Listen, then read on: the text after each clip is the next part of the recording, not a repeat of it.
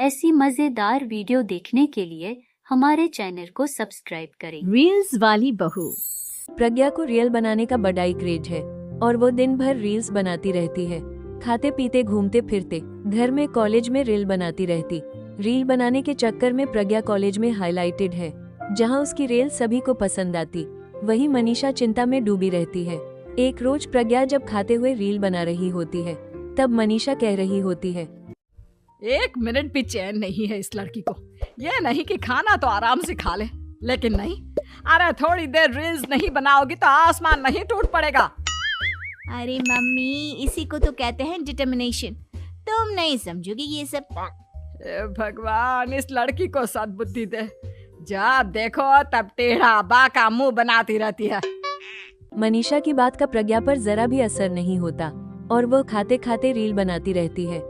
दिन बीतने लगते हैं और देखते ही देखते प्रज्ञा का कॉलेज भी खत्म हो जाता है। आए दिन कोई ना कोई मनीषा को प्रज्ञा की शादी करवा देने का सुझाव दे जाता है। सब ठीक ही कहते हैं, प्रज्ञा की शादी कर देनी चाहिए। अपने घर के काम काज में व्यस्त हो जाएगी तो खुद ही ये रील्स और नाच गाना बंद हो जाएगा। मनीषा और प्रेम प्रज्ञा के लिए एक अच्छा लड़का ढूंढने लगते हैं और तभी विक्की के लिए प्रज्ञा का रिश्ता आता है, जिसने प्रज्ञा को उसकी रील देकर पसंद कर लिया था। अगले दिन विक्की अपने माता पिता के साथ प्रज्ञा के घर पहुंच जाता है और प्रज्ञा साड़ी पहने हाथों में चाय की ट्रे लेकर उनके सामने आती है।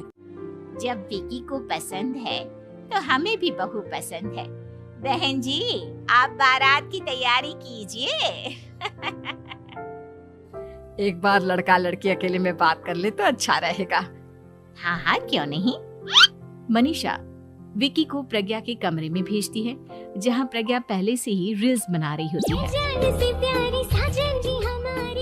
तभी विकी कहता है, आ गए आपके साजन जी। हमारे साथ ये रील्स कंप्लीट करती तो और भी अच्छा रहता। अच्छा जी, अब आ ही गए हैं तो बना ही लेती हूँ आपके साथ। दोनों मिलकर रील्स बनाते हैं। जब वी मीट और तुरंत पोस्ट भी कर देते हैं। फिर विकी कहता है, जब आप साड़ी में चाय लेकर आई तब मुझे लगा कि कहीं मैं गलत घर में तो नहीं आ गया। अब सही है। दोनों की शादी पक्की हो जाती है और शादी के दिन भी प्रज्ञा रील्स बनाने से चूकती नहीं। यहाँ तक कि बारात के समय भी नाचते हुए रील्स बनाती है। सभी लोग प्रज्ञा की तारीफ के पुल बांध देते हैं और प्रज्ञा नाचती गाती अपने ससुराल चली जाती है। सब कुछ अच्छा चल रहा होता है। प्रज्ञा यहाँ भी दिन भर हर चीज की रील्स बनाती रहती है। लेकिन कुछ दिनों के बाद जब सुनीता कहती है, बहू, ये रील्स के साथ साथ कुछ काम भी कर लिया करो। वैसे तुझे और क्या क्या बनाना आता है? मम्मी जी, वैसे तो सब कहते हैं कि मैं सब कुछ अच्छा बनाती हूँ, लेकिन मुझे लगता है कि मैं मैगी अच्छा बना लेती हूँ। हाँ, कॉफी भी अच्छा बना लेती हूँ और मुंह तो सबसे अच्छा बना लेती हूँ। हैं? अच्छा अच्छा। सुनीता अपना माथा पकड़ लेती है और कहती है, बहू, कुछ खाना बनाना भी सीख लेती। मम्मी जी, मैं लंबी प्लानिंग कर रही हूँ। जल्दी ही मैं इतनी फेमस हो जाऊंगी कि मुझे पैसे मिलने लगेंगे।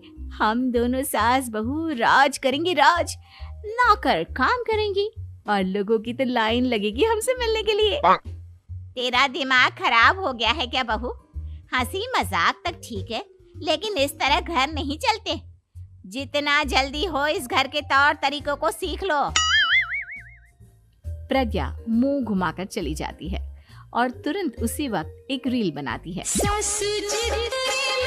ये देख सुनीता का गुस्सा 7वें आसमान पर चला जाता है और विक्की के घर आती ही सुनीता उसे सब कुछ बताती है।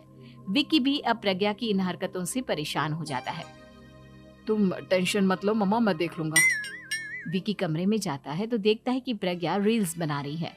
विक्की बड़े ही प्यार से प्रज्ञा से कहता है, प्रज्ञा, इन सब के लिए मैं तुम्हें मना नहीं कर रहा हूँ, लेकिन फिर भी हर वक्त तो ये अच्छा नहीं लगता ना। समझने की कोशिश करो, मुझे भी तुम्हारा थोड़ा वक्त चाहिए।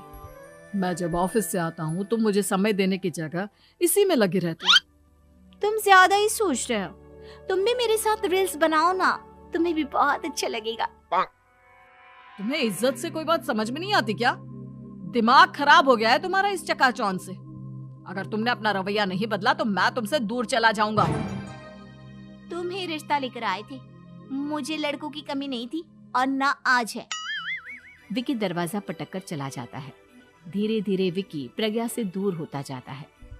एक रोज मनीषा प्रज्ञा के ससुराल उससे मिलने जाती है। तब सुनीता उससे कहती है, बहन जी, अब आई हैं तो कुछ दिन यहाँ रहकर जाइएगा, आप ही का घर है। हाँ मम्मी, बहुत दिन हो गए तुम्हारे साथ एक भी रील नहीं बनाई मैंने। प्रज्ञा तुरंत अपने फोन में रील्स ऑन कर लेती है। ये सब मुझसे नहीं होता। तेरा ये भूत अभी तक नहीं उतरा क्या? बहन जी, आप कुछ कहती नहीं क्या इसे? जब आप ही कुछ नहीं कर पाई तो मैं कर ही क्या सकती हूँ। सास तो वैसी ही बदनाम है। शाम को घर की लाइट चली जाती है और मनीषा प्रज्ञा से कहती है, मेरे घुटनों में बहुत दर्द हो रहा है, तू लाइट का कुछ इंतजाम करना बेटा। अच्छा, कैंडल जला देती हूँ मम्मा। प्रज्ञा गाते हुए कैंडल जलाती है और खिड़की के पर्दे के पास रख देती है। मनीषा, जिसे बहुत दर्द हो रहा है, वो सो जाती है और प्रज्ञा हमेशा की तरह अपने रील्स में लग जाती है। उधर कैंडल की वजह से पर्दा आग पकड़ लेता है और मनीषा के कमरे में आग लग जाती है। बचाओ, कोई है, बचाओ। सभी भागते हैं और विकी कमरे की आग बुझाने में लग जाता है, लेकिन तब तक मनीषा आधी जल चुकी थी। मनीषा की हालत देख प्रज्ञा रोने लगती है। विकी मनीषा को तुरंत हॉस्पिटल ले जाता है और उसे एडमिट कराता है। विकी प्रज्ञा से कहता है, देख लिया ना, तुम्हारे इस नाच गाने की वजह से आज तुम्हारी माँ की जान जाते जाते रह गई। अब पता नहीं तुम और क्या चाहती हो। उधर डॉक्टर कहते हैं, इनकी हालत बहुत नाजुक है, आधे से ज्यादा जल चुकी है। प्रज्ञा रोती हुई मंदिर में जाती है और भगवान के आगे जाकर रहती है। भगवान, मेरी माँ को ठीक कर दो। मैं कसम खाती हूँ, हाथ से ये रील्स बनाना छोड़ दूंगी। बस मुझे मेरी माँ वापस मिल जाए। 2 दिन बीत जाते हैं और मनीष खतरे से बाहर आ जाता।